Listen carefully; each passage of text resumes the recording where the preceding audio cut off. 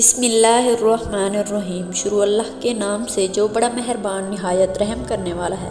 آج کا ہمارا موضوع ہے دجال کا فتنہ۔ وہ چند لوگ جنہوں نے دجال سے ملاقات کی، وہ لوگ اس جزیرے پر کیسے پہنچے؟ آج بھی کچھ لوگ دجال سے رابطے میں ہیں۔ وہ پراسرار جزیرہ کہاں ہے؟ دجال وہ فتنہ ہے جس کے متعلق حضرت آدم علیہ السلام سے حضرت محمد صلی اللہ علیہ وآلہ وسلم تک تمام پیغمبروں نے اپنے اپنے امتوں کو آگاہ کیا۔ یہ قیامت کا سب سے بدترین فتنہ قرار دیا گیا ہے۔ دجال شیطانی قوتوں کا حامل ہوگا اور دنیاوی طاقتوں سے مالا مال ہوگا۔ اس کے ذریعے دنیا میں تباہی مسلط کر دے گا۔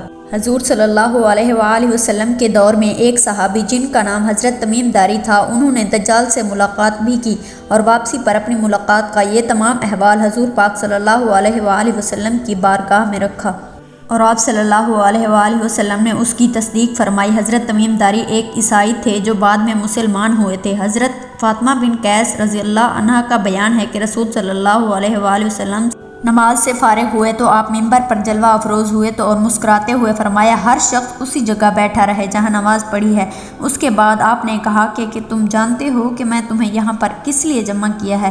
لوگوں نے عرض کیا، اللہ تعالیٰ اور اس کا رسول بہتر جانتے ہیں۔ آپ صلی اللہ علیہ وآلہ وسلم نے فرمایا، آج میں نے تمہیں ڈرانے یا خوشخبری سنانے کے لیے جمع نہیں کیا، بلکہ اس لیے جمع کیا ہے کہ حضرت تمیم داری جو نصرانی تھے وہ میرے پاس آئے، بیعت کی اور مسلمان ہوئے۔ پھر اس کے بعد ایک ایسی بات بتائی جو میں نے تمہیں دجال کے متعلق بتائی ہے۔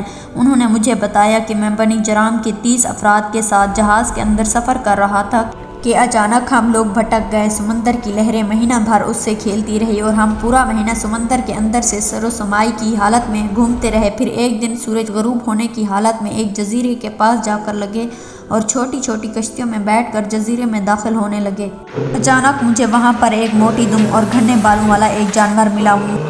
میرے لوگوں نے پوچھا کہ تم کون ہو؟ اس جانور نے جواب دیا کہ میں جساسہ ہوں، تم ایک آدمی کے ساتھ اس بت خانے میں جاؤ کیونکہ وہاں موجود ایک شخص بڑی بے چینی سے تمہارا انتظار کر رہا ہے۔ جب اس نے ہمارے سامنے اس کا نام لیا تو ہم اس جانور سے ڈر گئے کہ کہیں یہ شیطان نہ ہو، اسی لیے ہم جلدی سے اس بت خانے میں پہنچ گئے اور وہاں ہم نے دیکھا کہ ایک بہت بڑا آدمی ہے۔ ہم نے اس سے بڑی مخلوق اس سے پہلے کبھی نہیں دیکھی تھی۔ وہ سختی سے زنجیروں میں جکڑا ہوا تھا، اس کے دونوں ہاتھ اور اس کی گردن سے بندھے ہوئے تھے۔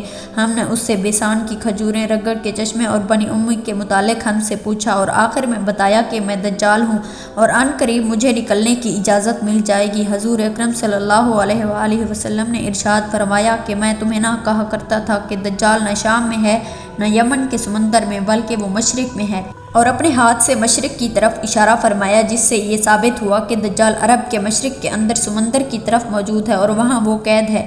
دجال نے حضرت تمیم داری سے سوال کیا کہ تم کون لوگ ہو؟ تمیم داری نے جواب دیا کہ ہم عرب کے لوگ ہیں اور اپنی یہاں تک پہنچنے کی تمام کہانی دہرا دی۔ اس کے بعد دجال نے پوچھا کہ بیسان کی کھجوروں کے درختوں پر پھل آتے ہیں؟ انہوں نے کہا کہ ہاں۔ دجال نے کہا کہ زمانہ قریب ہے جب ان درختوں پر پھل نہیں آئیں گے۔ پھر اس کے بعد پوچھا کہ بحر تبریہ میں پانی آتا ہے یا نہیں؟ حضرت تمیم داری نے جواب دیا کہ ہاں آتا ہے، کہ زمانہ قریب ہے جب وہ پانی بند ہو جائے گا۔ پھر حضرت محمد صلی اللہ علیہ وآلہ وسلم کے متعلق پوچھا تو حضرت تمیم داری نے ان کے متعلق بتایا کہ وہ عربوں کے عزیز تھے اور عربوں پر آپ نے غلبہ حاصل کر لیا ہے۔ دجال نے کہا کہ ان کے حق میں اطاعت کرنا ہی بہتر ہے۔ پھر اس نے کہا کہ اب میں تمہیں بتاتا ہوں کہ میں کون ہوں۔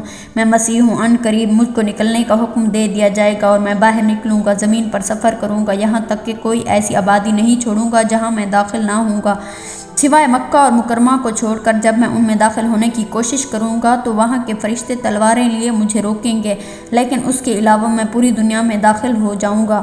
40 دن کے اندر کوئی بستی ایسی نہ رہے گی جس میں میں داخل نہ ہوں گا۔ دجال کو اللہ ایسی قوت دے گا کہ اس کے حکم پہ آسمان سے بارش اور زمین سے پیداوار حاصل ہوگی، زمین اپنے خزانے اگلے گی، اس کے پیچھے خزانے، اور لوگ ایسے چلیں گے جیسے شہد کی مکھی ملکہ کے پیچھے چلتی ہیں۔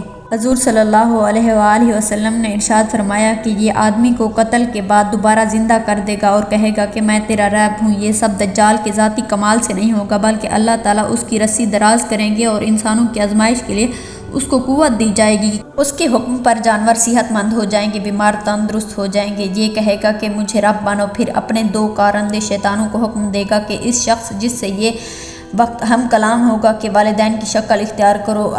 اب اس آدمی کو کہے گا کہ مجھے رب مانو، میں تمہارے والدین کو زندہ کر سکتا ہوں اور اپنے شیطانی شعبدے کے ذریعے نقلی والدین پیش کر دے گا۔ دجال کے پیروکار کے علاوہ باقی لوگ سخت تکلیف میں ہوں گے۔ اس کے ساتھ 2 نہریں ہوں گی، جس میں سے ایک کو جنت اور دوسری کو دوزخ کہے گا۔ در حقیقت جسے وہ جنت کا نام دے گا وہ دوزخ، اور جسے وہ دوزخ کا نام دے گا وہ جنت ہوگی۔ اس کے کہنے پر آسمان سے بارش برسے گی اور لوگوں کے سامنے وہ ایک شخص کو قتل کر کے پھر زندہ کرے گا، اور وہ جھوٹا خدا ہونے کا دعویٰ کرے گا جو اس پر ایمان لے آئے گا۔ حقیقت میں وہ جسے جنت کا نام دے گا وہ اصل میں اللہ کی دوزخ ہوگی، اور وہ جسے دوزخ کا نام دے گا اور حقیقت میں وہ اللہ کی جنت ہوگی۔ کمزور ایمان والے اس پر ایمان لے آئیں گے، جبکہ پختہ ایمان والے کہیں گے کہ تو کانا دجال ہے، جس پر اس شخص کو آرے سے چیر دے گا اور تمام وسائل پر اس کا قبضہ ہوگا۔ یہ دنیا پہ قیامت سے پہلے ایک قیامت برپا کر دے گا۔ امام مہدی کا نزول ہوگا۔ وہ اپنے جان بازو کو لڑنے کی تیاری کر رہے ہوں گے کہ حضرت عیسیٰ کا نزول ہوگا۔ حضرت عیسیٰ دجال کو باب لبد کے مقام پر قتل کریں گے۔ اس وقت دجال کے ساتھ 70,000 یہودیوں کی جماعت ہوگی۔ یہ یہودی لڑائی کے دوران غرقد نامی درخت میں پناہ لیں گے، اور یہ درخت یہودی کو اپنے اندر چھپا لے گا۔ اللہ کی مدد سے فتح ہوگی۔ فتنہ دجال آدم سے قیامت تک کی سب سے بڑی اور ہولناک آزمائش ہے۔ اس سے حضرت محمد صلی اللہ علیہ وآلہ وسلم نے پناہ مانگی اور امت کو محفوظ رکھنے کے لیے سورۃ کہف کی 10 پہلی آیات حفظ کرنے کی تلقین فرمائی۔ اللہ مجھے، آپ سب کو اور ہماری نسلوں کو اس سے محفوظ رکھے۔ ناظرین محترم، امید کرتے ہیں کہ یہ ویڈیو آپ کو پسند آئی ہوگی۔ مزید اس طرح کی اسلامک ویڈیو دیکھنے کے لیے ہمارے چینل کو سبسکرائب کریں۔ جلد ہی حاضر ہوں گے ایک نئی ویڈیو کے ساتھ، تب تک کے لیے اپنا خیال رکھیے گا۔ اللہ حافظ۔